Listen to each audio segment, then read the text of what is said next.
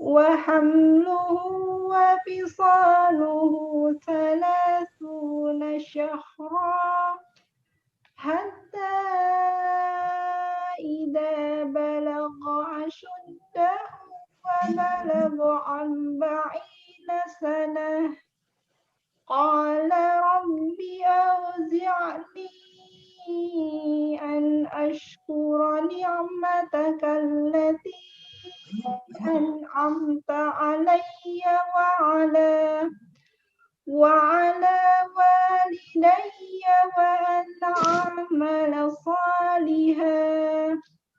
وأن أعمل صالحا ترضاه وأصلح لي في ذريتي إني تبت إليك وإني من المسلمين بسم الله الرحمن الرحيم يا أيها الذين آمنوا قوا أنفسكم وأهليكم نارا وقودها الناس والحجارة عليها ملائكة غلاظ شداد لا يعصون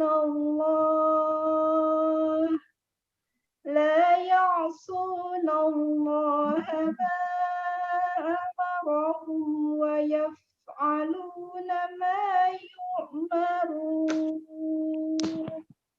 Sadaqallahul. Aku berlindung kepada Allah dari godaan setan yang terkutuk.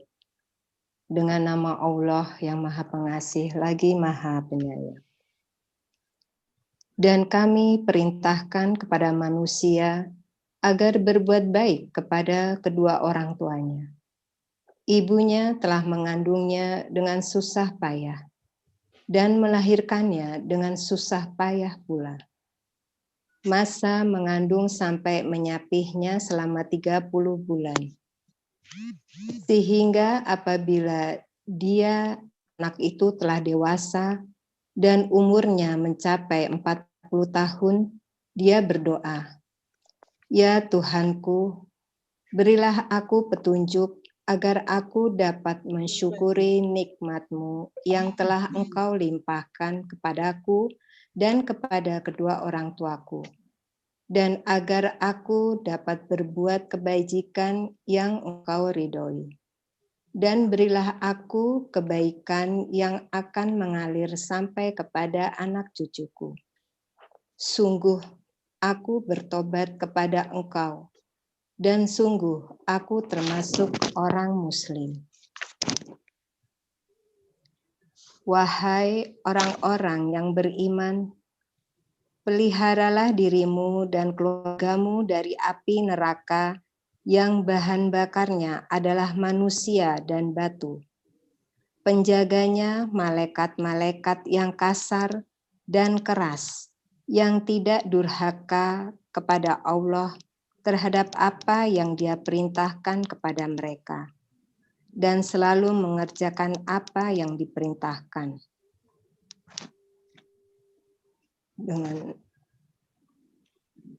Wassalamualaikum warahmatullahi wabarakatuh. Waalaikumsalam warahmatullahi wabarakatuh. Bu Ira, ya ibu-ibu sekalian, sudah 7 bulan lebih ya kita menghadapi wabah pandemi Corona 19 ini. Anak-anak belajar dari rumah, orang tua sebagian harus bekerja dari rumah juga. Anak-anak yang biasanya bercengkrama dengan guru dan teman-teman jadi tidak bisa bertemu dengan intens lagi, padahal selama ini mereka bergaul dengan sangat akrab, bahagia gitu ya. Dan juga sudah 7 bulan pula anak-anak kita menjadi sangat akrab dengan benda yang punya dua sisi mata uang, yaitu manfaat dan mudarat, yaitu gadget. Khususnya mungkin kali ini kita akan bahas tentang ponsel ya Bu Ibu ya. Semua menjadi tergantung dengan gadget untuk tetap dapat menjalankan aktivitas sehari-harinya. Orang tua yang biasanya melarang atau membatasi ketat penggunaannya terpaksa merelakan intensitas yang lebih untuk penggunaan gadget untuk anak-anaknya. Ada banyak masalah yang nanti akan diungkapkan oleh Bu Azimah dan juga ada yang tidak kita sadari. Anak menjadi lebih asyik dengan gadget, sulit diajak komunikasi, lebih mengurangi kegiatan fisik dan lain-lainnya.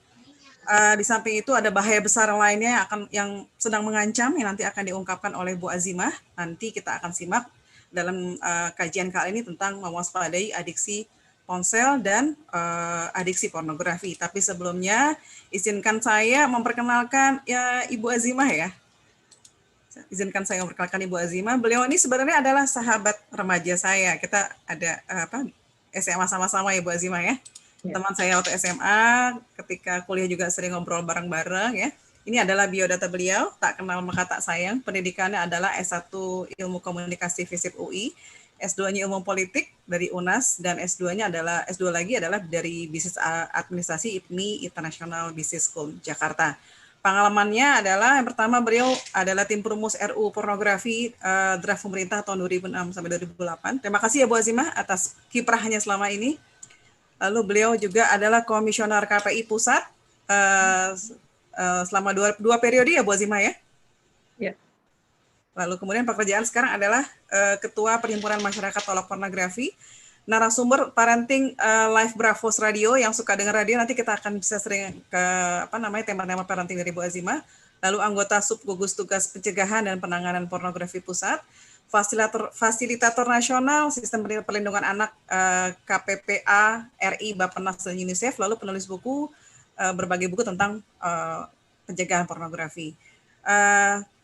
Berikutnya mungkin kita akan banyak berbincang-bincang dengan Bu Azimah ya. Bu Azimah, sejak awal Februari hingga sekarang kan ini dunia heboh ya dengan wabah virus corona gitu ya.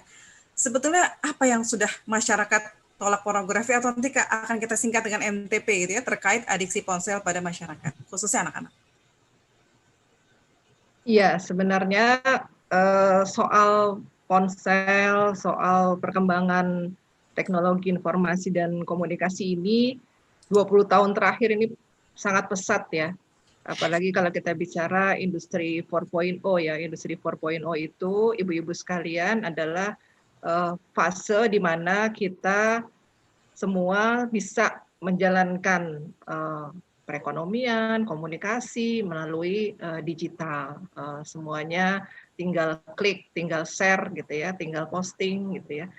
Sekarang juga kan banyak ibu-ibu yang juga melakukannya, misalnya jualan online dan sebagainya. Nah, tapi berbeda dengan negara-negara lain, kalau di negara kita, masuknya internet itu terjadi pada saat kita sedang dalam kondisi reformasi waktu itu ya.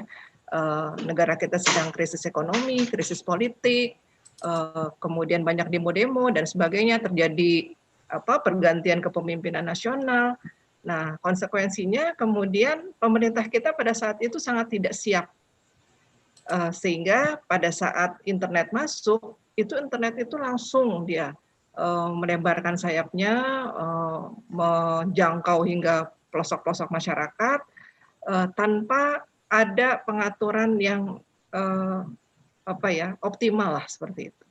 Jadi kalau di negara-negara lain itu istilahnya mereka pakai whitelist, kita itu blacklist.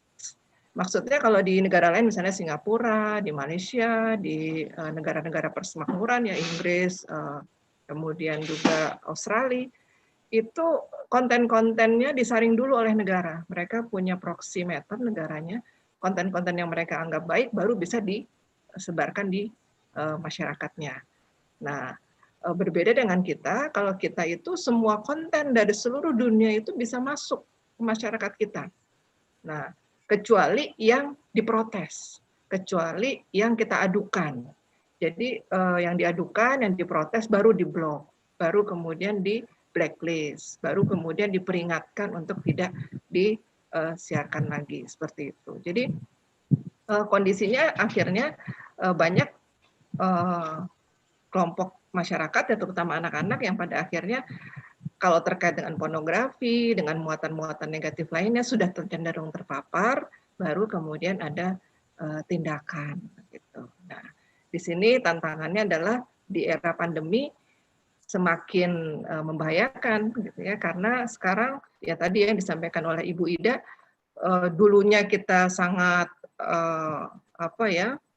membatasi anak-anak menggunakan gadget ya, menggunakan ponsel. Kalau sekarang malah anak tidak pegang ponsel, tidak pegang gadget, justru ditanya gitu ya, kok kamu nggak pegang gadget, nggak pegang ponsel gitu, kamu nggak belajar ya, kamu nggak sekolah ya, seperti itu. Nah, padahal di sisi lain gadget ini bukan hanya bisa untuk tadi ya belajar daring, tapi juga di sana banyak muatan-muatan negatif lainnya, terutama pornografi.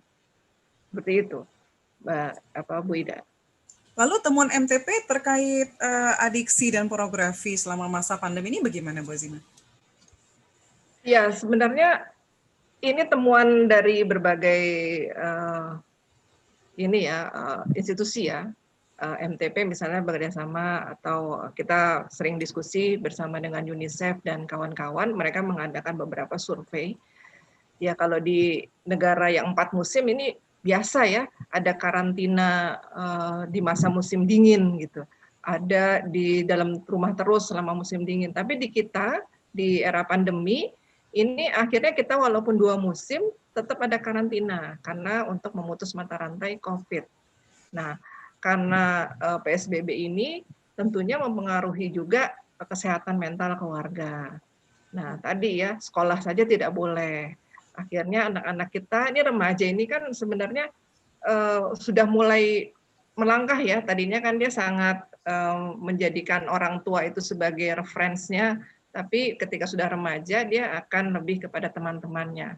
Sehingga bisa dibayangkan 7 bulan tidak bisa bertemu teman, itu adalah sesuatu yang membuat mereka juga ada sesuatu yang hilang gitu ya dari jiwa mereka. Kemudian terbatas kegiatan di rumah, mau ya makan segala macam memang ada, tapi tidak sebebas dulu ya. Dulu kan mesti harus ada hangout-nya, ada tadi ya ke sekolah bersama-sama teman-teman, ekskul dan sebagainya. Sekarang kalau di rumah itu tidak mungkin. Kemudian ada juga beberapa yang terpisah juga dari anggota keluarganya atau temannya gitu ya, karena ada yang kena COVID dan sebagainya. Ini juga menambah lagi. Tambah lagi tugas sekolah secara daring itu lebih sulit sebenarnya atau lebih berat dibandingkan tatap muka. Ini tadi mohon maaf agak telat ya, karena tadi dari pagi juga saya daring juga begitu. Jadi sudah 2 jam daring itu rasanya perlu harus mengistirahatkan mata begitu.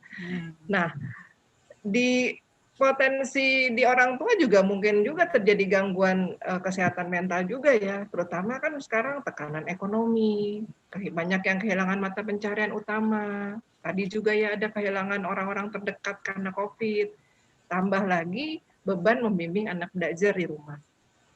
Ya kalau saya alhamdulillah anak-anak sudah SMA, sudah SMP, sudah lebih bisa mereka lebih mandiri.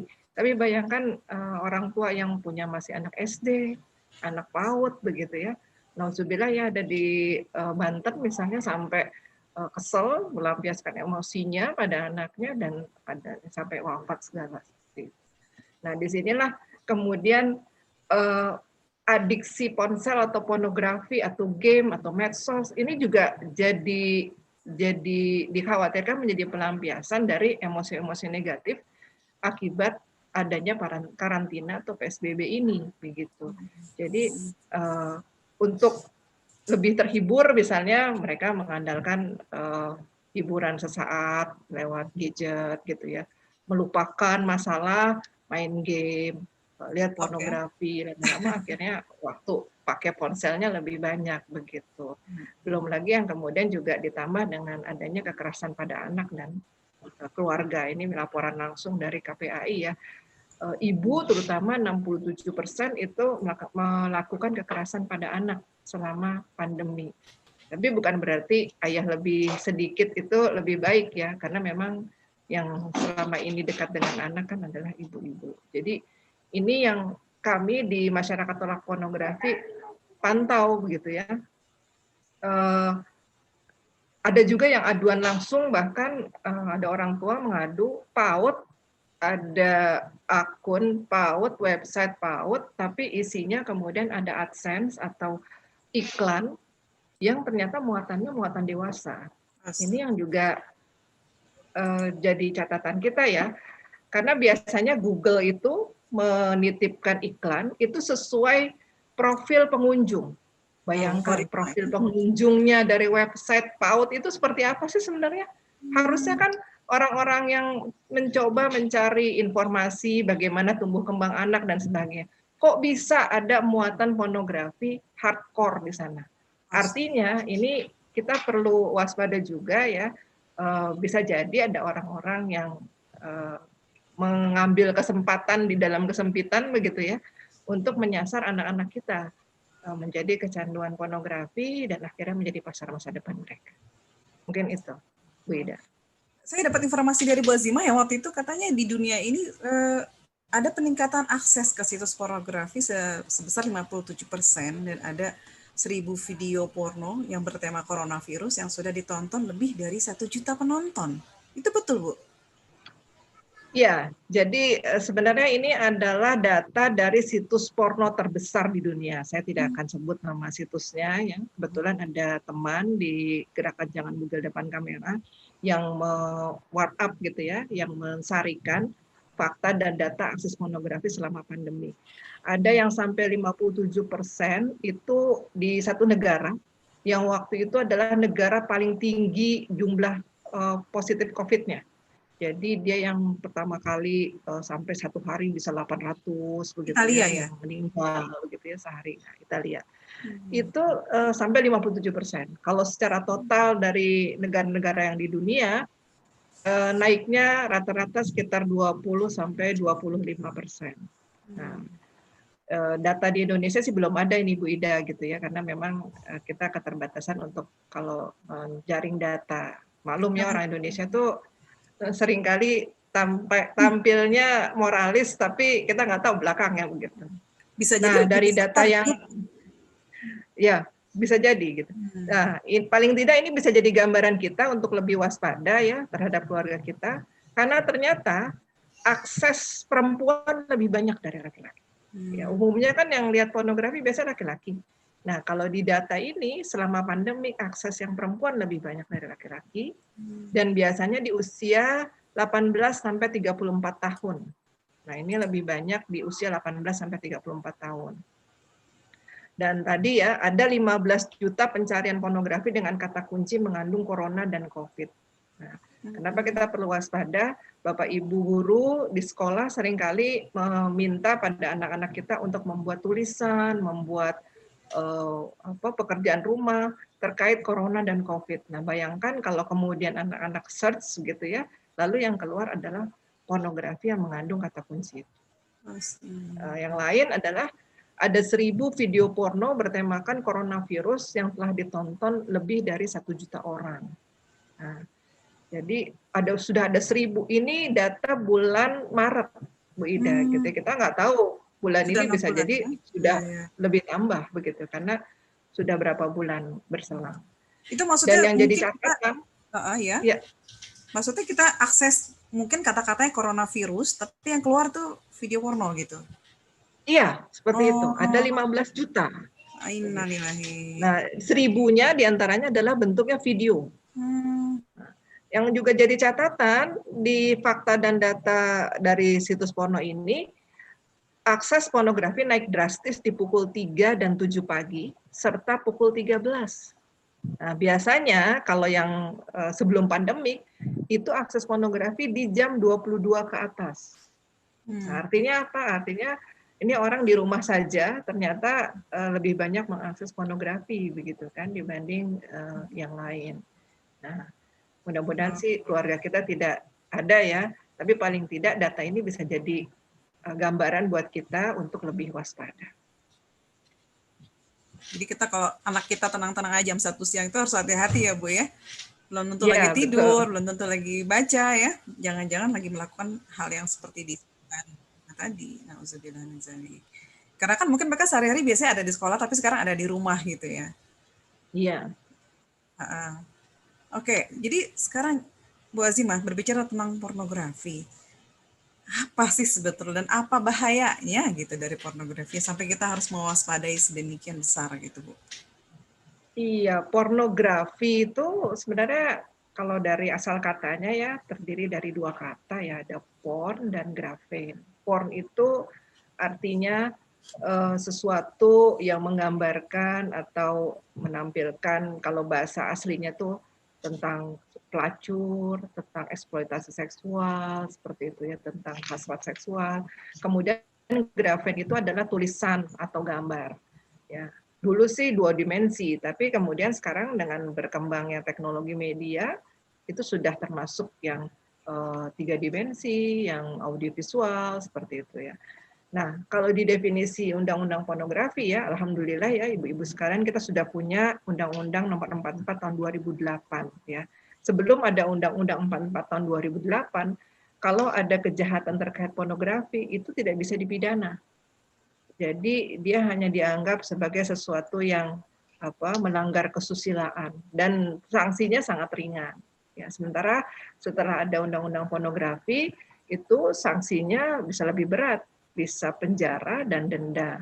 Dan semua bentuk pesan melalui media atau pertunjukan di muka umum bisa dikategorikan pornografi kalau dia memuat kecabulan atau eksploitasi seks dan melanggar norma susila. Nah, tentunya dampaknya sangat negatif ya bagi fisik dan psikis kita. Kalau diibaratkan gitu, pornografi ini sebenarnya sama dengan narkoba, makanya ada ya Bu Eli Risman itu menyebutnya narkolema, narkoba lewat mata. Ya, jadi kalau narkoba itu kan penyalahgunaan obat lewat mulut begitu ya. Kalau kemudian dia sudah adiksi, istilahnya dia sakau begitu, kalau tidak diberi obat itu dia maka dia bisa sangat tersiksa begitu. Nah, kalau pornografi dia lewat mata. Jadi kalau orang yang sudah kecanduan, maka dia kalau tidak diberi asupan muatan pornografi itu, maka dia bisa pusing, bisa marah, gitu ya, bisa kemudian emosinya tidak terkontrol begitu. Nah, alur untuk kemudian menjadi adiksi itu ya terutama awalnya tidak sengaja, tapi kemudian lama-lama akhirnya malah mencari, kemudian waktunya habis untuk menyaksikan pornografi itu. Nah, selanjutnya pornografi ini kan bergradasi ya Bu Ida. Jadi bukan hanya orang berpakaian minim, tapi orang tanpa busana, orang sedang beraksi dengan lawan jenis, dengan sesama jenis, dengan anak-anak, dengan binatang gitu ya. Dengan alat-alat mungkin ya seperti itu. Jadi orang yang sudah kemudian tergantung dengan pornografi, dia akan terus meningkatkan muatan porno, materi pornonya begitu. Kalau tadinya biasanya sudah terangsang dengan hanya melihat materi yang orang berpakaian minim, lama-lama tidak memakai busana, lama-lama yang sedang beraksi. Nah, eskalatif yang ya, eskalatif seperti itu. Nah, kemudian akhirnya dia ya yang diinginkan adalah hanya muatan pornografi, dia tidak peduli muatan itu melanggar norma susila, norma agama, norma sosial begitu. Ya, atau istilahnya desensitization ya. Jadi dia sudah tidak sensitif dengan norma-norma yang ada. Dan terakhir dia ingin kemudian apa yang dilihatnya itu dipraktekkan. Ini yang bahayanya dari pornografi. Kalau sudah dipraktekkan itu sekarang bukan hanya pencabulan kepada anak-anak begitu yang terjadi ya, tapi juga sekarang kepada yang lebih tua misalnya. Sekarang banyak ya berita-berita kriminal yang sangat menyeramkan, misalnya ada anak yang kemudian mencabuli orang tuanya atau incest begitu ya, dengan adiknya, dengan kakaknya, nauzubillah min dzalik gitu ya. Karena memang mereka sudah terangsang melalui materi pornografi sehingga siapapun yang ada di dekat dia yang dia bisa jangkau itu bisa jadi korban. Begitu. Agak serem juga ya. Iya. Aduh ya. Lalu gimana kita bisa tahu kalau ada anggota keluarga kita yang sudah adiksi terhadap pornografi? Iya, sebenarnya bisa kita lihat dari perilakunya ya. Jadi kita perlu melihat gitu ya tanda-tanda orang yang sudah adiksi pornografi gitu ya. Kalau adiksi pornografi itu biasanya dia sedang menyendiri, kemudian dia itu ya, interaksi dengan gadgetnya itu sangat tinggi. Kemudian juga biasanya dia berkata-katanya itu sudah menjurus ke hal-hal yang saru ya kalau bahasa Jawa ya. Jadi hal-hal yang porno begitu, hal-hal yang terkait alat kelamin, hal-hal yang terkait hubungan intim seperti itu. Itu sudah tanda-tanda. Berarti dia pernah melihat, pernah mendengar. Gitu. Kemudian selanjutnya dia sudah mulai lebih jauh adalah memegang, gitu ya, memegang bagian-bagian tubuh tertentu dari lawan jenisnya seperti itu, atau tubuhnya sendiri, begitu ya. Jadi kalau ada anggota keluarga kita misalnya berlama-lama di kamar mandi, itu kita perlu ini ya, perlu waspada juga begitu. Barangkali dia melampiaskannya dengan masturbasi atau onani seperti itu. Nah, yang terakhir adalah yang sudah lebih jauh begitu ya. Apakah dia mempraktekannya dengan teman sebayanya atau dengan prostitut atau bahkan dengan binatang. Nah, ini yang perlu dikhawatirkan. Tapi inti dari atau pintu masuk dari pornografi ini juga perlu kita waspadai, Bu Ida, yaitu kecanduan ponselnya atau internetnya begitu. Karena muatan pornografi akan lebih banyak atau mudah diakses itu apabila ditambah dengan dia punya kecanduan ponsel atau internet. Kok ngeri ya, sepertinya kita dikelilingi oleh hal-hal seperti itu ya, karena kan setiap hari kita akan akses ke internet gitu kan.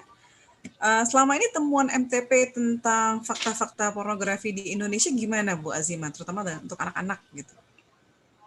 Iya, jadi yang perlu jadi perhatian kita adalah sekarang dari awal-awal ya, teknologi itu selalu diikuti oleh inovasi-inovasi dari industri pornografi. Ya, 70% ketika internet itu masuk ke Indonesia itu isinya pornografi. Dulu ada peraturan di kalangan para perinternetan itu ya, bahwa kalau materinya pornografi extendednya itu XXX. Tapi industri pornografi nggak mau. Mereka mau tetap sama seperti yang lain, sehingga mereka bisa menyamar begitu ya dengan muatan-muatan atau web-web yang sebenarnya baik begitu ya.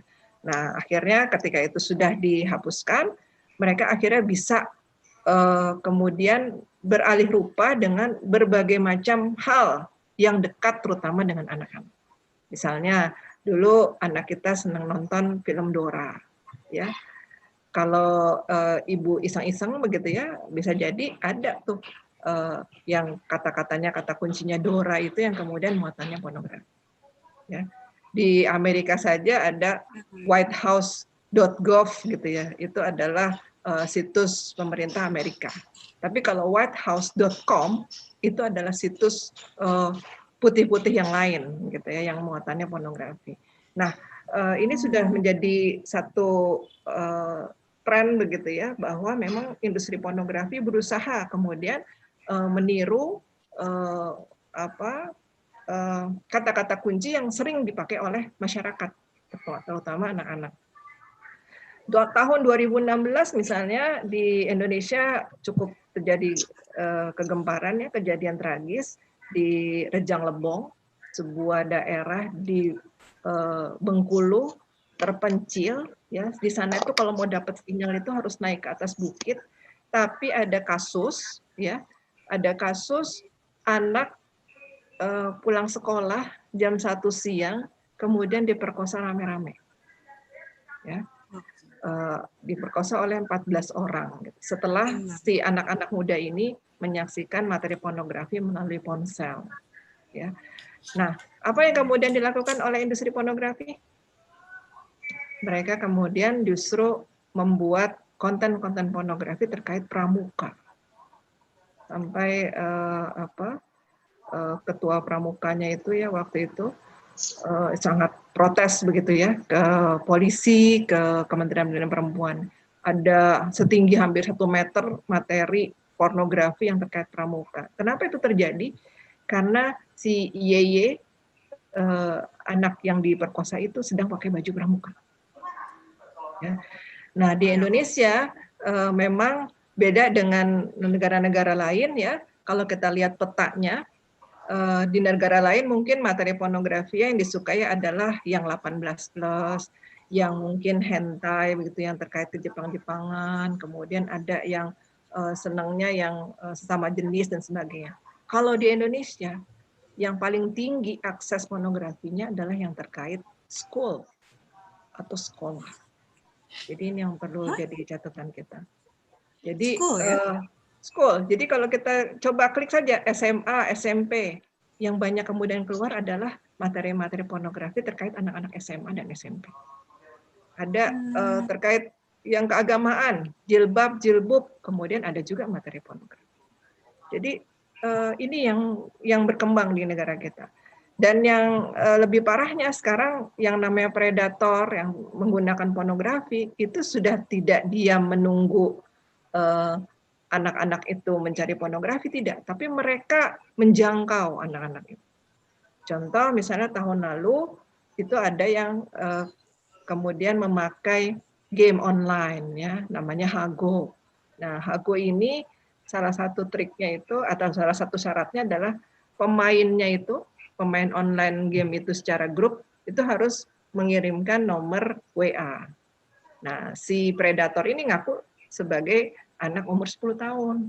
Mainlah dengan anak 10 tahun yang lain gitu ya. Dia sudah dapat nomor-nomor WA si anak-anak ini, kemudian dihubungi langsung, kemudian diminta mereka, dirayu, dibujuk, akhirnya dapatlah dia materi porno anak-anak itu. Dan kemudian diancam, kalau nggak kirim lagi, materi porno yang dia pegang akan disebar. Ya, itu yang menggunakan game online. Ada lagi yang memakai medsos. Ya, ini Bapak Ibu perlu hati-hati ya. Medsos kita sekarang bisa di-cloning orang, bisa diduplikat orang, bukan hanya untuk minta pulsa, bukan hanya untuk minta uang, tapi juga ada yang minta materi-materi pornografi dari anak-anak. Kebetulan yang di-cloning ini adalah Instagramnya seorang guru, kemudian followersnya itu diajak untuk follow IG si predator ini dan dihubungi satu-satu. Dan mereka diminta untuk mengirimkan foto atau video anak-anak ini tanpa busana dan akan ada yang sedang masturbasi. Dan yang parahnya gini ya, ada banyak orang tua yang tidak paham begitu. Ada anak yang sebenarnya sudah tidak nyaman begitu ya. Dia lapor ke orang tuanya, "Bu, ini disuruh kirim video ini katanya buat survei tentang keperawanan," katanya. Oh, disuruh sama ibu guru itu. Ya udah, sini ibu yang rekamin. Jadi malah ada orang tua yang membantu merekamkan dan mengirimkannya gitu. Ini karena saking mungkin ya kita perlu banyak memberi penyadaran juga, masih ada orang tua yang sangat polos.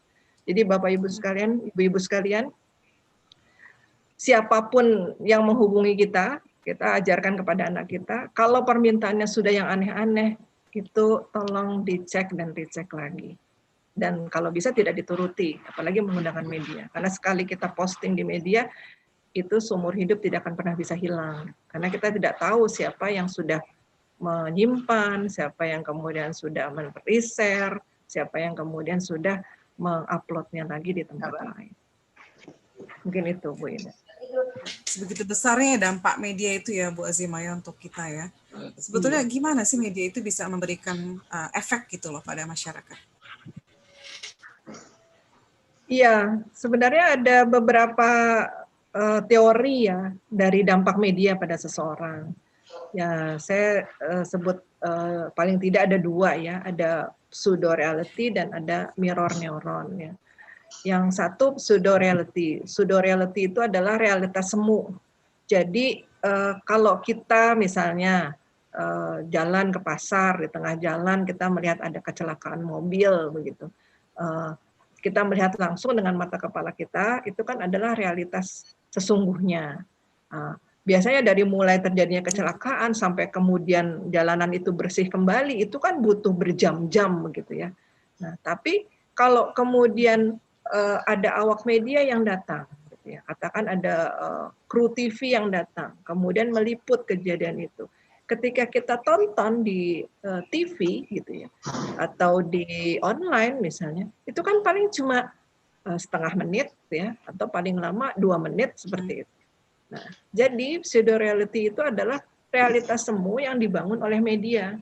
Kalau tadi dalam konteks kecelakaan tadi, si media memang sengaja memangkas hanya pada bagian saat mobil itu sedang ringsek-ringseknya mungkin seperti itu ya, karena itu yang efek dramatisnya. Karena pertimbangan durasi, pertimbangan banyak program-program yang lain begitu.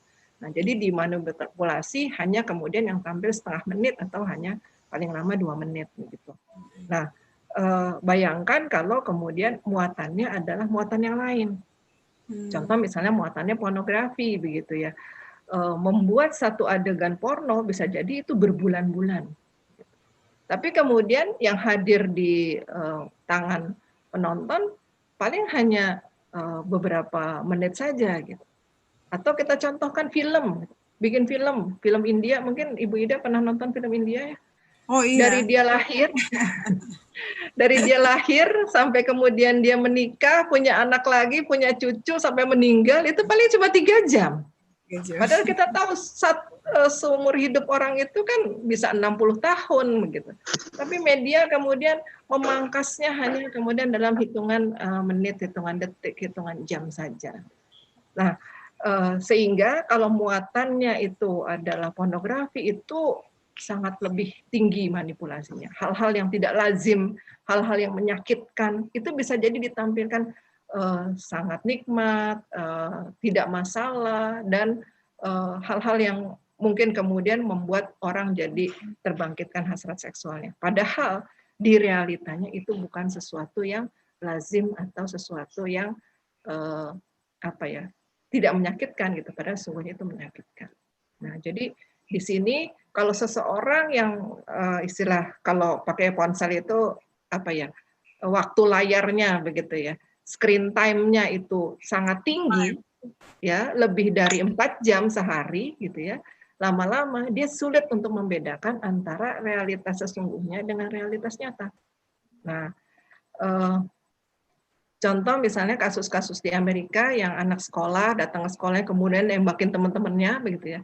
Itu adalah contoh dia screen time-nya mungkin kebanyakan lihat game online atau main game, gamenya itu kekerasan, lalu dia lihat ketika ke sekolah, oh di antara teman-teman sekolahnya itu banyak monster begitu, tiba-tiba dia tembak-tembak.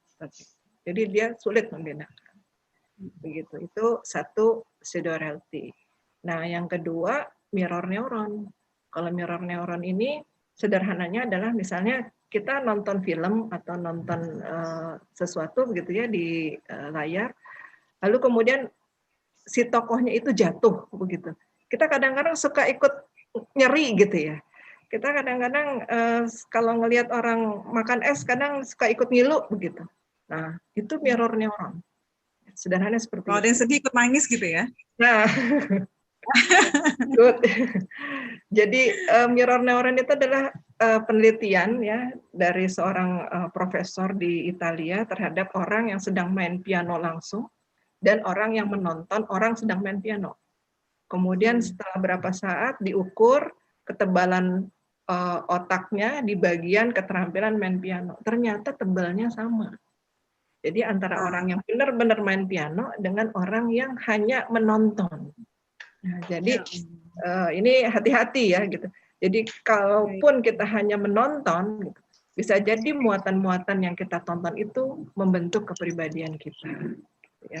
Kita jadi ikut sedih gitu ya, mudah marah begitu ya. Dan tentunya yang paling berbahaya adalah game. Kenapa? Karena di game itu kita menjadi peserta aktif, gitu ya. Kita ikut menembak, kita ikut menanam, kita ikut menyiram, gitu. Terlibat aktif dibanding misalnya nonton TV atau nonton film biasa. Gitu. Walaupun dua-duanya ada efeknya. Seperti itu, Bu Ida. Jadi ada keterlibatan otak dan tubuh dalam bentuk aksi, dan kalau itu yang ditonton adalah pornografi terus, akan jadi seperti apa gitu ya? Iya. Lalu, ya, Bu Ida. Halo, ya, Pak Zima. Ya. Kadang adiksi itu sering sekali dikaitkan oleh para ahli dengan masalah otak manusia, gitu. Ya. Ada apa sih sebenarnya gitu dengan otak manusia sampai bisa mengalami adiksi, Bu? Iya, jadi memang manusia itu diberi Allah begitu ya, karunia yang subhanallah berbeda begitu ya dibandingkan dengan makhluk lain. Jadi kalau makhluk lain, katakan yang paling dekat saja apa ya, simpanse begitu ya, mamalia, itu dia hanya punya sistem limbik ya, yang ada di dekat tengkuk begitu ya. Nah, sistem limbik ini sifatnya hanya sebagai responder, artinya dia hanya merespon, dia hanya jadi insting apa-apa yang terjadi di sekitarnya. Sementara manusia berbeda dengan hewan, dia diberi oleh Yang Maha Kuasa tambahan yaitu prefrontal cortex. Prefrontal cortex itu ya kalau bisa dipegang itu ada di atas alis kanan kita. Kanan ya? Nah, kiri enggak ya? Kanan. Kanan. Ya. Nah ini fungsinya sebagai direktur gitu ya. Dialah yang mengontrol, memutuskan, menimbang secara logis, memikirkan cita-cita, tujuan hidup, opsi-opsi atau alternatif, peduli pada orang lain. Kira-kira kalau saya melakukan ini baik ya buat diri saya, apakah baikkah buat keluarga saya, baikkah buat masa depan saya, itu yang menimbang prefrontal cortex. Nah, sementara kalau responder dia lebih emosional, lebih reaktif, dia lebih apa istilah kita tuh mungkin mengikuti hawa nafsu lah gitu, terdorong lebih kepada kesenangan dan orientasi diri sendiri. Kalau direktur dia orientasinya melihat juga lingkungan kita, keluarga kita, orang lain bagaimana. Nah, yang jadi catatan, responder ini atau sistem limbik ini sudah sempurna terbentuk pada saat kita umur 7 tahun. Nah, sementara prefrontal cortex-nya itu baru sempurna terbentuk di usia 25 tahun. Makanya anak-anak manusia itu harus belajar ya. Jadi orang tuanya dan guru itu menjadi direktur pengganti buat anak-anak. Mereka dibimbing ya karakternya, kemudian sehingga mereka akhirnya pada satu saat bisa berpikir logis atau menimbang sendiri. Nah, dalam konteks tadi ya di masa pandemik ini ya, kemudian kan banyak tadi di awal kita bilang orang-orang yang mengalami gangguan kesehatan mental. Ya sebenarnya itu wajar aja ya tadi ya. Yang biasanya misalnya kayak saya ini ya, Bu Ida ya, sehari itu kayaknya kalau nggak keluar rumah itu susah begitu ya. Pasti harus keluar ya paling nggak ke mana, ke warung gitu ya. Seminggu sekali mungkin keluar kota begitu. Tiba-tiba plek ya, 7 bulan harus di dalam rumah gitu.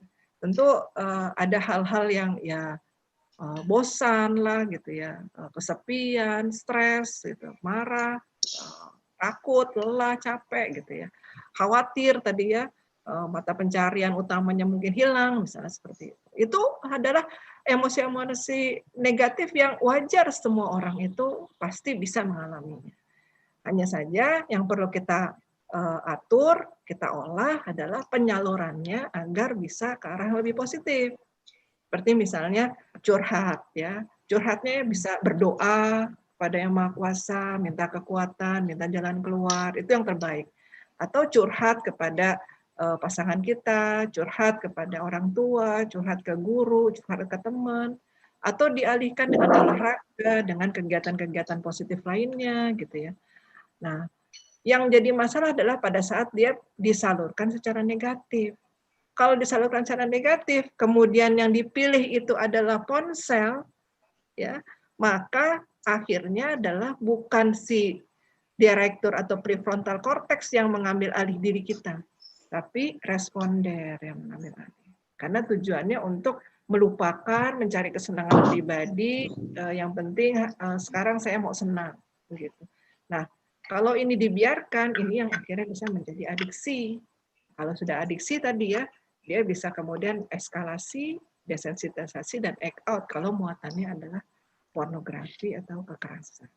Nah, seperti itu, Bu Ida. Jadi keterkaitan otak ini dengan apa ya? kebiasaan kita. Kenapa? Ini ada adiksi, eskalasi, desensitisasi, sama act out. Iya. Mungkin Bu Aziz bisa jelasin lagi. Iya, yang tadi ya, kalau misalnya muatannya adalah pornografi, 4 tahap ini adalah temuan dari Dr. Victor B. Klein ya. Dia adalah ahli psikoanalisis. Tahun 1986 dia melihat pasien-pasiennya kok ada yang aneh-aneh begini ya. Akhirnya dia meneliti, ternyata dia pisahkan orang-orang yang biasa lihat pornografi dengan yang biasa lihat materi-materi yang bagus-bagus dari media. Nah, yang biasa lihat pornografi itu kemudian mengalami ini. Jadi dia adiksi, kemudian kalau sudah melihat muatan pornografi itu terus, dia ingin yang lebih vulgar begitu. Kemudian melanjut ke eskalasi. Kalau sudah eskalasi, kemudian ditanya ya, dikasih contoh, ini ada perkosaan, satu orang diperkosa 14 orang, menurut Anda bagaimana? Nah, orang yang tidak menonton pornografi akan bilang bahwa oh itu pelakunya harus dihukum keras, harus setimpal, diberi hukuman setimpal, kalau perlu dihukum mati dan sebagainya. Tapi kalau yang biasa melihat pornografi, dia akan bilang, oh itu sih perempuannya aja yang berada di tempat yang salah pada saat yang salah, seperti itu. Ya, jadi udah nggak ada rasa sensitifnya begitu ya, empatinya ke orang itu udah nggak ada. Dan terakhir dia kemudian cari untuk pelampiasan. Pelampiasan bisa mimpi, bisa tadi ya masturbasi, kalau yang terkait dengan diri sendiri, bisa kemudian akhirnya memperkosa, mencabuli kalau terkait dengan orang lain. Bahkan juga ada kasus yang terhadap hewan ya, Bu Azimah ya? Iya, betul. Jadi ketika diwawancara begitu ya, kenapa sih kok sasarannya hewan begitu ya? Ada yang sampai mencabuli 300 ekor ayam begitu ya, beberapa ekor kambing gitu. Ternyata mereka mikirnya adalah soalnya kalau ke orang takutnya nanti ketahuan dan ditangkap polisi misalnya seperti itu. Jadi akhirnya mereka pilihnya adalah ke binatang. Ya, karena memang sudah terangsang dari materi pornografi, pelampiasannya bisa apa saja. Ya, silakan Bu Ida. Lalu akses terhadap pornografi itu bisa jadi ini. Saya pernah dengar bisa merusak ini ya Bu ya, prefrontal cortex ya. Belum ya. Ya, jadi sebenarnya prefrontal cortex ini rusaknya itu karena dia mengkerut karena tidak dipakai. Sama seperti kayak kalau kita melihat ya ada saudara kita gitu ya atau teman kita yang dia mungkin cacat begitu kakinya ya. Kita lihat kan kalau orang yang jarang menggunakan kakinya gitu, mungkin lumpuh gitu ya atau kakinya sakit, kan akhirnya tidak jalannya pakai kursi roda. Nah, kalau kita lihat orang yang pakai kursi roda, biasanya bagian kakinya mengecil. Kenapa? Karena dia tidak dipakai. Nah, sama, prefrontal cortex kita pun seperti itu. Karena kemudian responder selalu mengambil alih otak kita, semua perbuatan kita hanya mencari kesenangan semata, maka akhirnya prefrontal cortex-nya mengerut. Gitu. Jadi dia mengecil dan tidak berfungsi. Jadi mekanismenya seperti itu ya? Seperti itu mekanismenya. Jadi gambarannya sama seperti ketika kaki kita tidak dipakai, maka dia mengerut. Tapi itu tadi ya, alhamdulillahnya ya Allah Maha Kuasa, Maha menerima taubat begitu ya. Prefrontal cortex ini itu fleksibel tadi ya. Dia memang bisa mengerut, tapi kalau kita ingin sembuh, kita ingin bertekad untuk tobat, kita bertekad untuk keluar atau menghilangkan kebiasaan pornografi, dia kemudian akan bisa berangsur normal kembali. Bisa Nah, ya, Bu? kalau misalnya bisa, kalau misalnya ini terjadi pada anak-anak, akan lebih cepat recovery-nya gitu. Tapi tetap harus butuh waktu ya, karena yang namanya adiksi ini kan perilaku yang berulang gitu.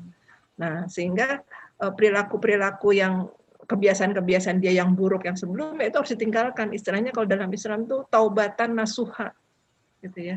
Yang penting taubatan nasuha, mengganti perilaku buruk kita dengan perilaku perbuatan baik, dan kita benar-benar taubat, minta ampun pada Allah dan berubah ya. Ini kalau di istilah psikologi itu adalah terapi dengan perubahan perilaku seperti itu ya.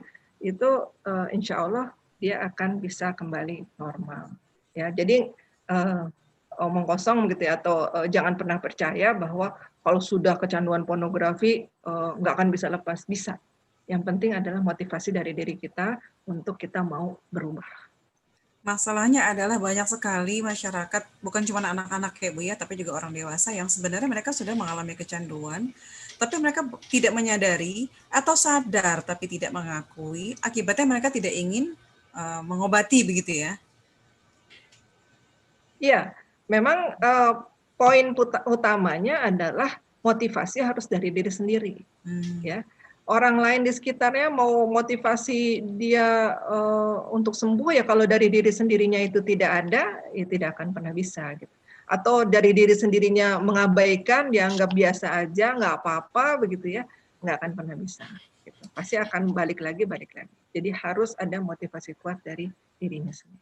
Tapi kalau itu terjadi pada anak-anak, bagaimana Bu peran kita Bu mengatasi kecanduan ini gitu? Ngeri juga ya.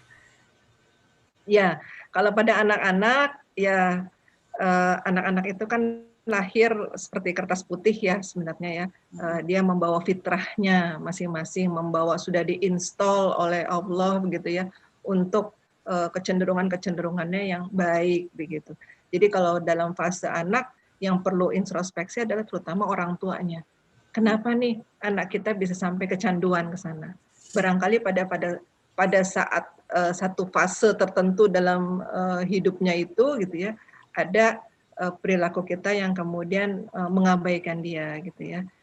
Apakah mungkin kebetulan lagi punya adik baru begitu ya, sehingga dia kemudian tadinya biasa diajak ngobrol sering gitu, terus kemudian jadi berkurang begitu, atau perhatiannya jadi terbagi seperti itu. Nah, jadi kita perlu introspeksi kita sebagai orang tua. Selanjutnya adalah diskusi, banyak dialog dengan anak kita begitu ya. Kapan pertama kali dia melihat materi pornografi? Di mana gitu ya? Terakhir kapan lihatnya? Sama siapa gitu. Terus kita tanya perasaannya bagaimana? Kalau dia masih menjawab jijik atau kemudian dia masih merasa nggak nyaman, nah itu berarti masih ada kans lebih cepat untuk kita tarik kembali gitu ya. Mau nggak untuk berubah gitu ya. Insya Allah bisa gitu. Kita sama-sama saling mendukung gitu. Yang penting jangan ada saling menyalahkan, karena itu tidak akan pernah jadi satu penyelesaian ya. Kita harus masing-masing bisa saling mendukung dan cari jalan keluar. Karena bisa jadi kita punya andil salah juga sebagai orang tua, atau lingkungan memberikan lingkungan yang tidak tepat buat anak kita. Apakah kebetulan sekolahnya atau lingkungan di rumah kita yang tidak pas. Kalau emang itu yang terjadi, sebaiknya adalah pindah, hijrah begitu ya, keluar dari lingkungan yang lama. Cuman kadang-kadang kan orang tua tuh agak rikuh ya Bu ya, membicarakan kata-kata pornografi gitu. Kan nggak mungkin kita bilang, kamu udah kecanduan pornografi ya? Apa ya, bagaimana caranya kita menggali gitu ya, apakah anak kita itu kecanduan atau tidak, seperti itu. Dan bahasa apa yang seperti apa yang bisa sebaiknya kita sampaikan kepada anak-anak, terutama remaja ke bawah ya. Iya, memang yang paling mudah ya untuk kita bisa ajak bicara adalah kalau udah agak usia remaja ya. Kalau saya biasa di rumah itu kita diskusikan ada contoh kasus. Misalnya kita sedang nonton TV begitu ya, atau sedang baca koran atau baca berita online gitu. Ada berita misalnya tentang masalah pornografi gitu ya, kita minta pendapat dia gitu, seperti misalnya kasus yang Hago itu, gimana menurut pendapat kamu gitu. Nah, kita akan dengar. Nah, dari situ kita tinggal arahkan gitu. Karena kalau memang tiba-tiba ngomong gitu ya, kamu tuh nggak pornografi ini apa gitu ya, takutnya kan malah jadi menggurui begitu ya. Kita ambil contohnya gitu, menurut pendapat kamu gimana kasus Hago ini gitu, atau kasus si guru yang predator tadi begitu.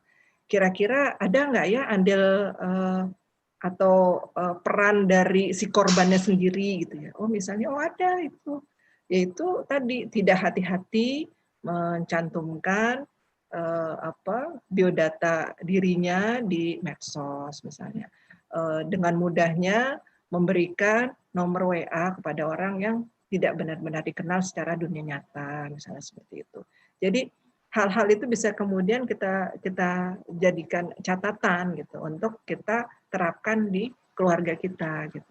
Belajar dari kasus orang lain. Jadi jangan tunggu kasus itu terjadi di keluarga kita dulu gitu.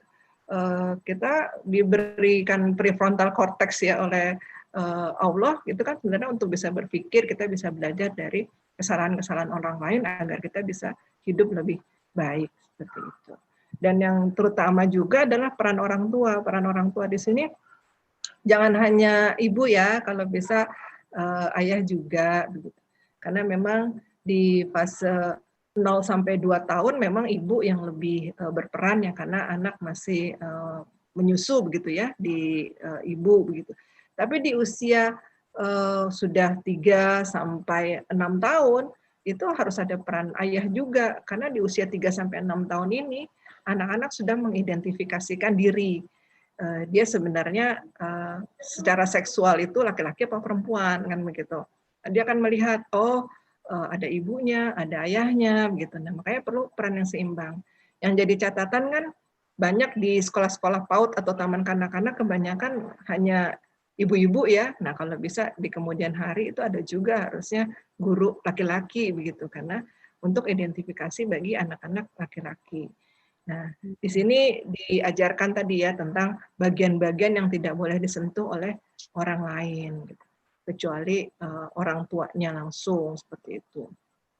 Nah, kemudian di fase 7 sampai 14 pas menuju balik ya, 12 atau 14 tahun. Nah, di situ baru balik lagi, yang laki-laki dekat dengan ayahnya, yang perempuan dekat dengan ibunya. Karena ini sudah mulai ada penugasan-penugasan peran-peran secara sosial gitu ya. Jadi sudah mulai nanti kewajiban sholat begitu, menutup aurat gitu kan diajarkan. Oh kalau sholat pakaiannya ya perempuan harus menutup aurat. Kemudian jadi makmum di belakangnya laki-laki di depan. Kemudian harus belajar jadi imam. Kemudian ada sholat Jumat seperti itu. Nah itu semua kan harus didekatkan dengan masing-masing jenis kelaminnya begitu, yang perempuan dengan peran-peran keperempuanannya, dengan tanggung jawab dan nanti yang akan dibebankan ke dia, yang laki-laki juga seperti itu gitu. Sampai kemudian akhirnya bertemu dengan mimpi basah dan haid pertama. Jadi mereka sudah siap nih begitu. Sehingga mereka tidak bertanya ke tempat lain gitu, tidak bertanya ke Mbah Google gitu, yang khawatirnya malah terjerumus ke pornografi atau informasi-informasi yang salah seperti itu. Oke, Bu Azimah, sangat menarik ya kalau menurut saya, dan bikin was-was juga sebetulnya ya, karena lingkungan kita sangat terbuka ya, dan anak-anak juga sekarang lebih senang untuk bernegosiasi untuk penggunaan gadget, cenderung tidak suka untuk diawasi dan lain-lain. Apakah ada rekomendasi atau kesimpulan dari Bu Azimah terkait kondisi saat ini? Iya, pandemi ada hal-hal yang memang bisa kita ada hal-hal yang memang tidak bisa kita kendalikan ya, seperti vaksin kapan adanya, kemudian pandemik ini kapan berakhir, kita tidak tahu apakah tahun depan sudah bisa balik lagi ke sekolah atau 2 tahun lagi gitu ya. Karena kata pemerintah vaksinnya juga masih bertahap 30 juta dulu, nanti yang sisanya mungkin bisa tahun 2022 gitu. Kita nggak bisa kendalikan. Tapi yang bisa kita kendalikan itu adalah diri kita, emosi kita, keluarga kita gitu ya. Nah, kalau bisa kita bisa jalin komunikasi keluarga yang efektif, biasakan orang tua menjadi teladan gitu. Jangan hanya pintar menyuruh gitu ya. Itu taruh ponselnya begitu. Tapi ternyata orang tuanya masih pegang ponsel juga begitu ya. Jadi buat komitmen, aturan-aturan yang disepakati bersama, ada tetapkan punish dan reward gitu.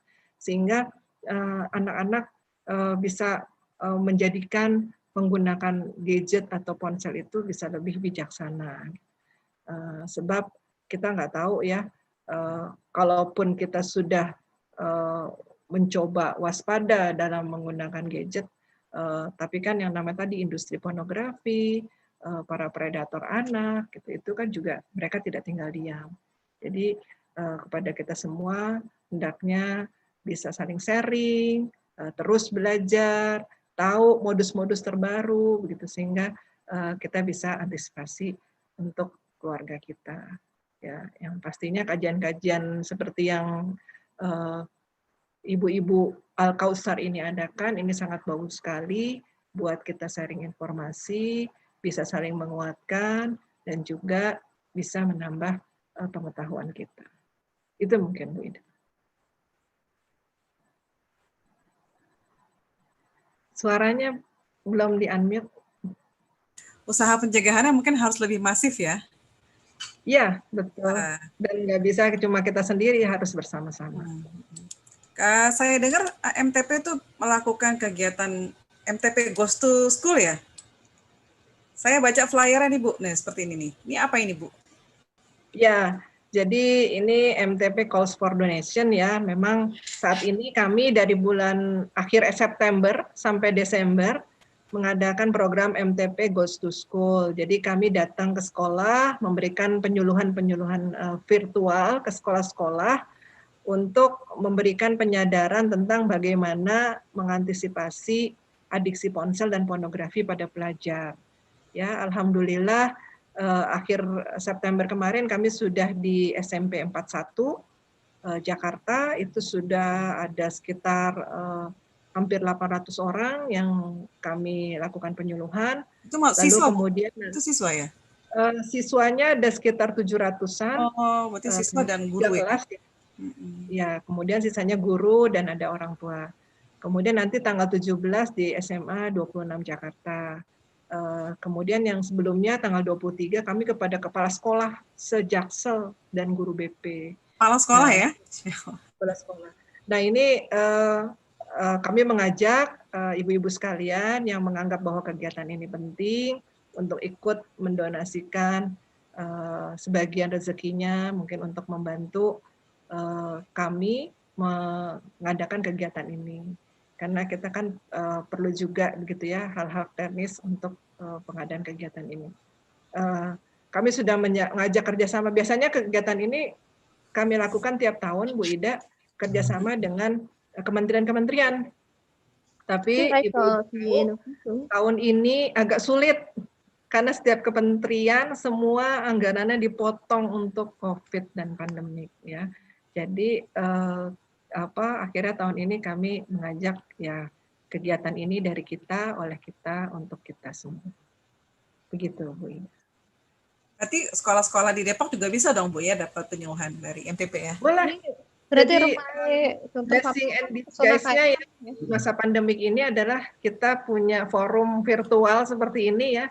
Jadi kalau saya melakukan kegiatan penyuluhan pun tempo hari ya, pekan lalu saya diundang oleh Jawa Timur, itu kita bisa se-Jawa Timur, bahkan ada yang dari Aceh juga ikut begitu.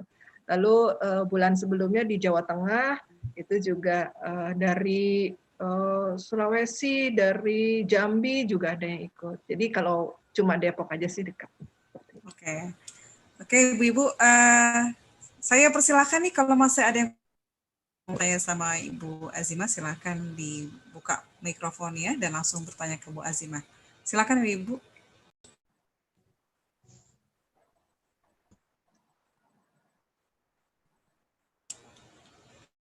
Ada yang mau tanya? Kalau belum ada, saya nanya lagi nggak apa-apa ya? Saya terus yang nanya ya. Ada Oh, yang tapi ini ada Ibu Ibu Frita, silakan Bu Frita. Sebentar, Bu Fritanya belum saya allow ya, to talk. Silakan Bu Frita. Bun Frita silakan kalau ingin ada yang ditanyakan ke Bu Azimah.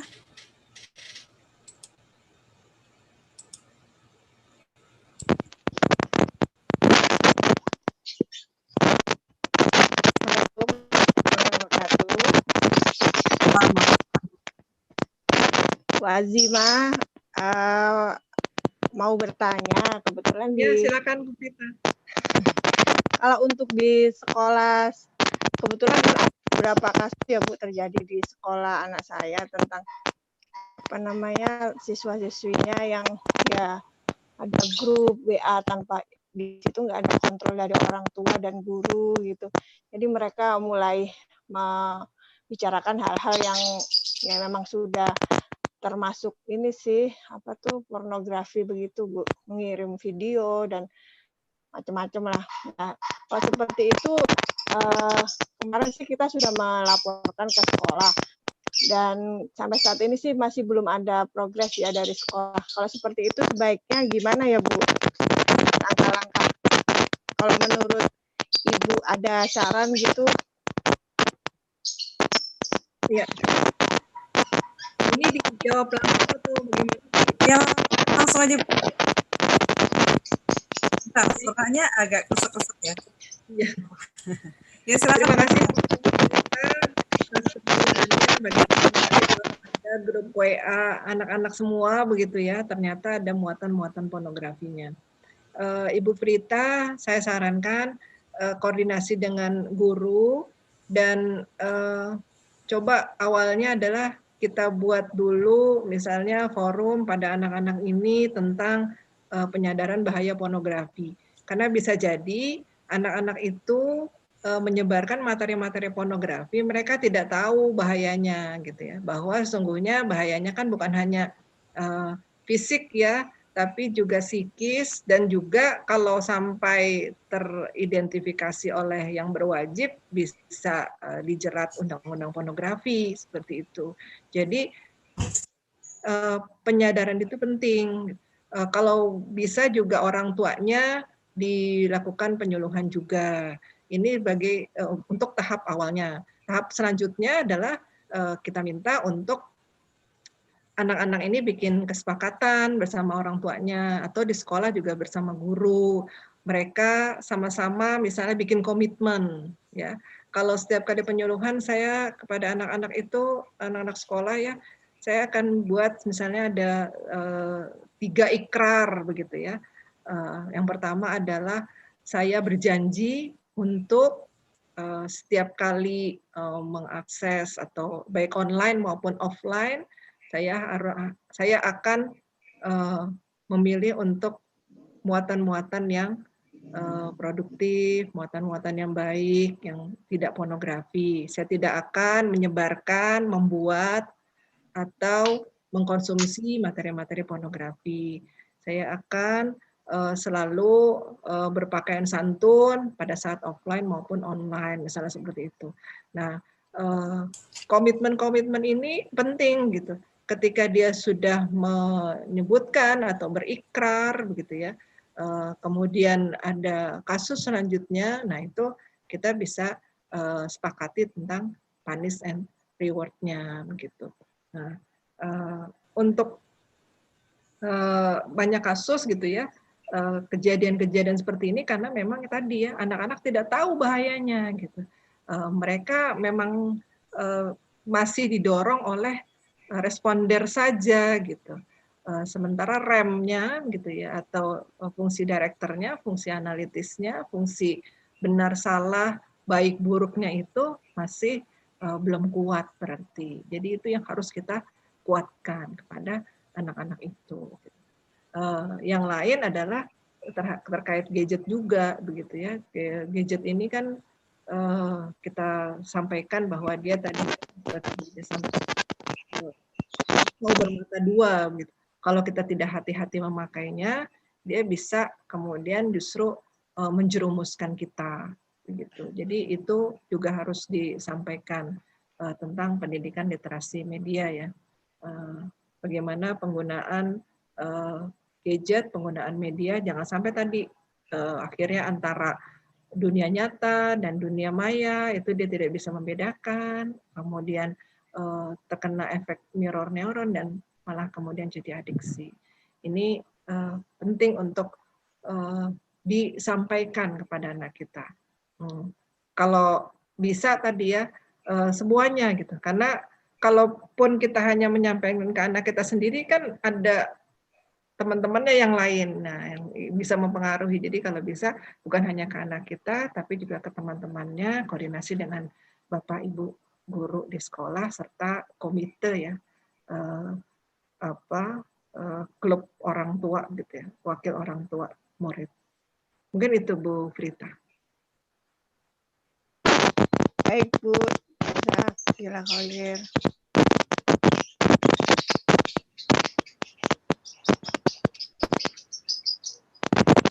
Bu Azma kan punya divisi atau apa namanya?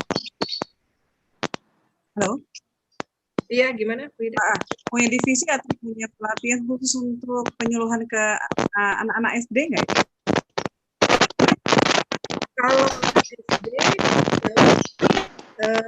kami baru ke orang tuanya. Karena kalau langsung ke anaknya, mungkin kalau untuk yang sudah agak lebih besar ya, kelas 5, kelas 6 mungkin bisa, tapi kalau untuk yang di bawahnya, terus terang khawatir penangkapannya gitu ya, penggunaan bahasa yang kami sampaikan ini tidak cukup difahami oleh anak-anak. Jadi biasanya yang kami berikan penyuluhan adalah orang tuanya dan guru. Seperti itu kalau untuk SD. Mungkin Bun Frita mungkin bisa tuh ngajak teman-teman dari sekolah anak-anaknya untuk ikut pelatihan ya MTP barangkali ya, penyuluhan. Iya Umi, ntar ini deh ngomong ke teman-teman.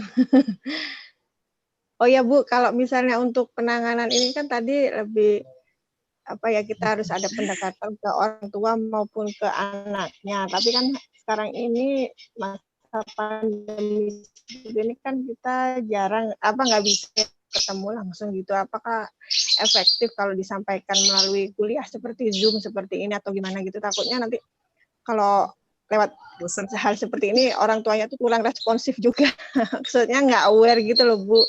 Jadi pengennya itu menumbuhkan awareness-nya itu lebih tinggi gitulah. Iya. Padahal kan apa namanya, gimana tuh Bu? Ya memang ya udah. Biar bagaimanapun yang paling efektif awareness orang tua ya. Iya, yang paling efektif memang tatap muka ya, pertemuan tatap muka. Tapi kita cara ini yang ada yaitu virtual ini ketimbang tidak sama sekali. Kita sampaikan misalnya tadi ya data dan fakta di pandemik ini makin tinggi begitu rentan gitu ya, kerentanan anak terhadap paparan pornografi. Jadi sebelumnya saja sudah rentan, apalagi di masa pandemik ini, karena anak-anak sekarang makin intens menggunakan ponsel, menggunakan gadget, begitu kan. Lalu orang tua juga sekarang lebih lebih membebaskan begitu kan, karena dianggapnya anak-anak belajar. Padahal belajarnya sudah selesai jam 11 ya, tapi kok masih pegang handphone sampai sore misalnya, itu kan perlu harus ada kontrol juga begitu. Khawatir nanti belajar jadi alasan. Gitu. Nah, itu ya. Bahkan ada kasus justru gurunya begitu yang memanfaatkan, misalnya dengan alasan belajar tadi ya supaya kamu nambah nilainya, lalu kemudian menghubungi murid-muridnya ini untuk tujuan-tujuan yang kita khawatirkan jadi mengarah ke arah pornografi. Ini kan juga perlu jadi kewaspadaan kita gitu. Seperti ada kasus sih, tapi waktu itu kasusnya sebelum pandemik ya, ada di SMP di daerah Jakarta Utara begitu ya, gurunya bikin grup WhatsApp, tapi malah gurunya yang menyebarkan materi pornografi. Nah, kalau saya dan beberapa teman di SMA, sebuah SMA begitu, ketika mengadakan penyuluhan, justru kita dapat info dari anak-anak itu, Bu, hati-hati loh Bu, kalau ada anak sekolah gitu ya, atau pelajar yang sudah nulis gitu di WA-nya, CU46 gitu. Nah, kita pikir apa itu ya? Ternyata itu adalah see you for sick. Kalau for sick tapi jadi for sex. Jadi itu mereka janjian untuk ketemu untuk melakukan hubungan seks misalnya. Itu sudah ada di kalangan anak SMA saat ini. Yang terbaru kan lebih viral adalah TikTok ya. TikTok point of view. Jadi anak SD malah katanya yang perempuan yang masih SD itu buka baju, terus di video yang satunya yang laki-lakinya buka baju juga padahal masih SD. Nah ini sudah makin menyeramkan begitu ya, karena intensitas penggunaan gadget. Karena memang efeknya kemudian banyak aplikasi-aplikasi yang sebenarnya tidak aman untuk anak.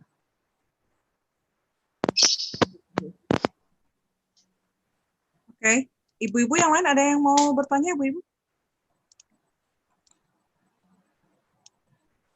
Apa ada yang mau ditanyakan lagi?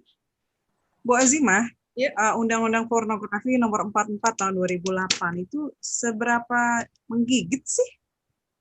Sebetulnya bisa nggak kita misalnya melaporkan sebuah situs karena mereka menampilkan konten pornografi dengan dasar undang-undang ini? Iya, sebenarnya adalah undang-undang pornografi itu, saya kebetulan tesisnya tentang undang-undang pornografi ya. Dia ketika undang-undang ini dalam pembahasan, terus apakah undang-undang ini efektif. Sebenarnya secara pasal per pasal undang-undang ini sangat efektif untuk menjerat pelaku pornografi baik yang membuat, mengedarkan, maupun yang mengkonsumsinya begitu ya. Nah, yang jadi catatan adalah penegakan hukum. Karena memang di penegakan hukum ini, kami di 2009 itu pernah sampai ketemu Ketua Bareskrim Polri waktu itu ya. Kenapa sih ini undang-undang pornografi seperti jalan di tempat? Gitu. Alasannya sangat sederhana, gitu kan. Ibu-ibu sekalian waktu itu ya, si Bareskrimnya itu sampaikan, penjara kita cuma sekian. Ini aja udah kepenuhan. Dan kalau sampai kami penuhi lagi dengan orang-orang yang melanggar undang-undang pornografi gitu ya, akan tambah sesak seperti itu. Makanya sekarang penegak hukum itu pilih-pilih. Jadi bisa dibilang pelanggar undang-undang pornografi itu pilihan ke-12 begitu ya, di antara yang lainnya gitu. Yang pertama itu teroris, yang kedua pembunuh, perampok dan sebagainya. Yang pornografi itu ke-12. Jadi masalahnya adalah penegakan hukum. Itu satu. Padahal belakangan kasus-kasus pornografi ini sudah makin bisa dibilang mengkhawatirkan daya rusaknya. Tadi ya, bukan hanya orang yang mengkonsumsi dengan sengaja mencari atau tidak sengaja tadi, sekarang sudah dipakai sebagai alat intimidasi. Di masa pandemi ini mungkin di sekitar kita ada ya ibu-ibu yang akhirnya terpaksa misalnya meminjam uang gitu ya di rentenir online itu. Nah, pada saat tidak bisa bayar, itu ada beberapa yang kemudian akhirnya diancam oleh debt collector-nya itu dengan materi pornografi. Jadi lewat WA-nya dikirim ibu-ibu ini materi pornografi yang dengan kekerasan, terus cukup dibilang, Bu, kalau besok nggak bayar, ibu saya giniin. Nah, itu sudah mulai sampai ke sana, begitu. Penyidikan Polri udah sampai ke sana. Tapi memang penegakannya ini yang masih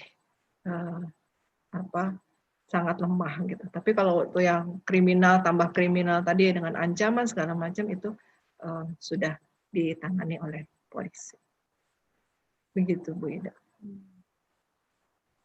Baik, ibu-ibu yang lain, apakah masih ada yang ingin ditanyakan nih mumpung ada Azima di antara kita? Oh ya, Bu Azima mau nanya sekali lagi. Jadi kalau misalnya kan ini ada beberapa anak di grup WA itu ya Bu, misalnya dia udah pembicaranya udah nyerempet dan ada juga yang udah ngirim link dan sebagainya. Kalau seperti itu kita mengidentifikasi anak tersebut memang sudah terpapar atau tidak, atau hanya ikut-ikutan saja, atau dia hanya sesaat saja ngirim-ngirim seperti itu gimana ya Bu? Apakah bisa lewat bukti sebuah screenshot saja gitu ya Bu? Soalnya takutnya kan kalau misalnya kita sekolah mau menindaklanjutin itu, ternyata anaknya itu enggak kok cuma sekali doang, jadi dia belum kecanduan atau gimana, jadi bisa ngeles gitu loh Bu.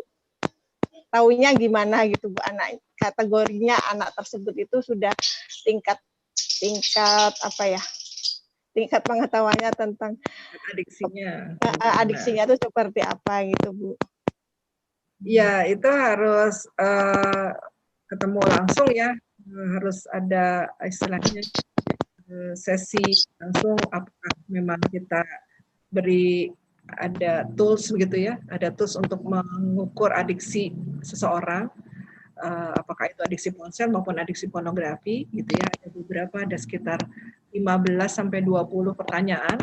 Kalau dia jawabannya itu, kalau yang ini yang di-share sama Bu Ida ini adiksi ponsel. Kalau yang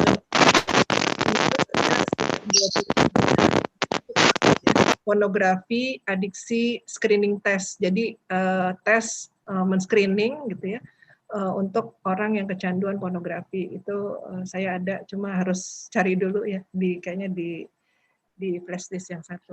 Nah, itu kalau dia menjawab totalnya itu di atas 75 sampai 100 ya skornya, itu berarti dia sudah kecanduan berat. Kalau dia antara 50 sampai 74 itu dia kecanduannya sedang. Kalau 20 ya 21 itu ya sampai 50 itu ringan, dan kalau dia bawahnya itu dia tidak kecanduan. Jadi tidak bisa Bu hanya dengan tadi ya yang Ibu sampaikan seperti itu gitu. Ini harus di screening secara apa ya, komprehensif gitu.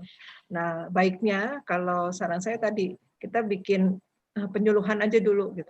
Karena bisa jadi tadi ya yang tadi Ibu sampaikan, dia itu sebenarnya tidak tahu, ikut-ikutan aja gitu. Tapi kalau misalnya sudah tahu, ya mudah-mudahan dia tidak lagi mengulangi perbuatannya itu gitu ya.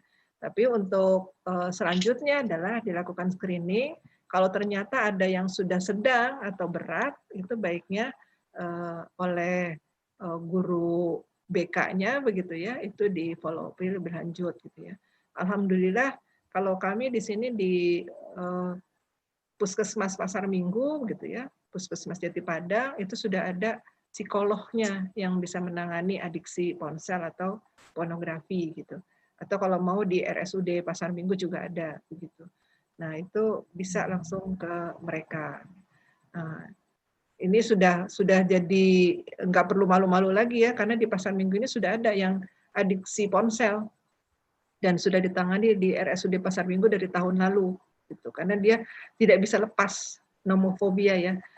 Setiap kali dia jauh dari ponsel itu dia merasa nggak tenang, lalu kemudian nggak bisa tidur gitu, bawaannya mau marah begitu. Nah, itu sudah ditangani oleh RSUD Pasar Minggu. Cuma nggak tahu kalau zaman COVID sekarang ya apakah dibuka juga apa enggak. Tapi tadi saran saya kalau bisa screening dulu ya. Screening dulu. Dan untuk tindakan antisipasi ke depannya ya mungkin sekolah bisa bersepakat dengan orang tua tidak ada grup yang tidak ada guru atau orang tuanya di situ begitu untuk mengantisipasi ya. Karena tadi sekarang memang sudah mulai muncul begitu dan orang tua grup-grup WhatsApp anak yang menguatkan. Mungkin itu Bu Rita. Terima kasih. Baik. Nah, Ya. Satu pertanyaan lagi, ada yang mau bertanya sebelum kita tutup karena menjelang azan asar? Ada lagi Ibu-ibu? Saya nggak ngecek di YouTube nih karena takut suaranya masuk ke sini. Apakah ada yang melihat pertanyaan di YouTube? Ibu-ibu co-host? Tidak ada. Ibu Azima, ada closing statement buat ibu-ibu di sini terkait topik kita hari ini, Bu? Ya, ibu-ibu sekalian, ya saya tahu ibu-ibu semua dan kita ya punya banyak kesibukan, punya banyak peran, punya banyak masalah yang ditanggung gitu, punya banyak hal-hal yang harus diperhatikan. Tapi kami dari masyarakat tolak pornografi mohon titip satu gitu. Mohon juga kita tetap waspada terhadap bahaya pornografi. Karena memang tadi ya kita sudah punya undang-undangnya, tapi penegakan hukumnya lemah gitu. Kita sudah terbiasa dengan kehidupan selalu dengan gadget, tapi ibu-ibu tahu bahwa di negara kita belum ada satupun yang berdiri pusat rehabilitasi kecanduan gadget. Padahal di negara produsen ponsel, di Amerika, di Jepang, di Cina, di India, ya, di Korea Selatan, itu sudah berdiri pusat-pusat rehabilitasi kecanduan gadget ratusan sejak 12 tahun yang lalu. Jadi kita bersinergi untuk saling menguatkan, saling mengingatkan, saling dukung untuk pencegahan adiksi ponsel dan pornografi. Terima kasih. Ya, alhamdulillah sampai juga kita di penghujung acara ya. Tapi sebelumnya mungkin kita sama-sama doa bersama ya Bu ya. Nah, mungkin bisa dipimpin sama Ibu Ira. Silakan Ibu Ira. Bu Ira atau Bu Ida Fitriana ya tadi yang sudah bersiap. Bu Ida.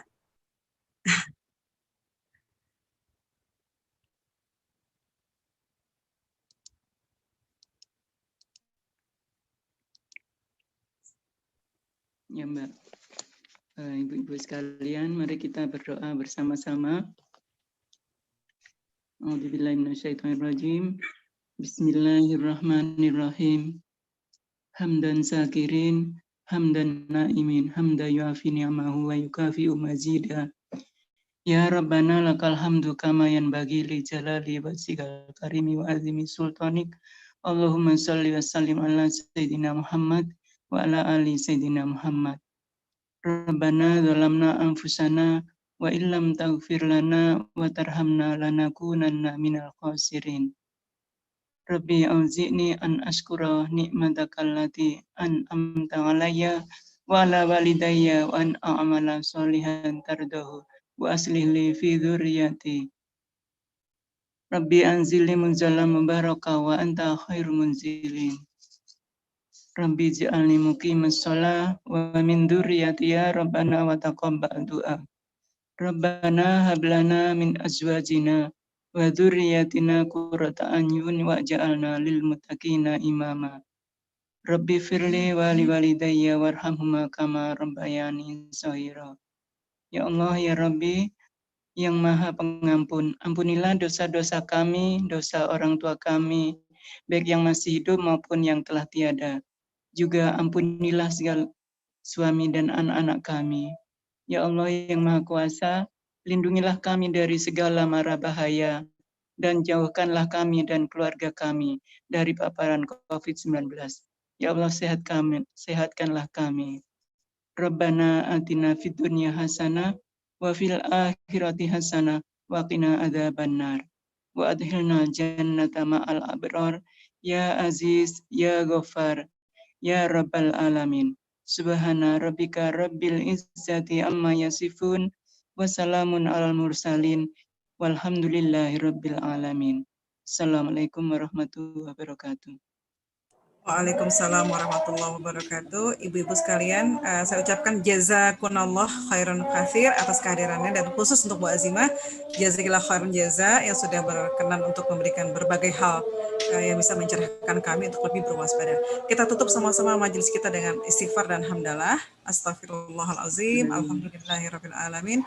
Subhanakallahumma wa bihamdika nasyhadu an la ilaha illa anta nastaghfiruka wa natubu ilaik. Assalamualaikum warahmatullahi wabarakatuh. Waalaikumsalam warahmatullahi wabarakatuh. Jazakillah Bu Asma.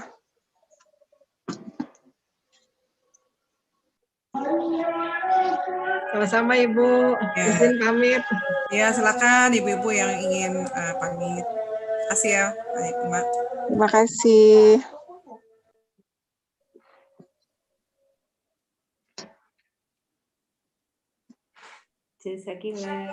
Jazakillah ya, mak-mak kesayangan.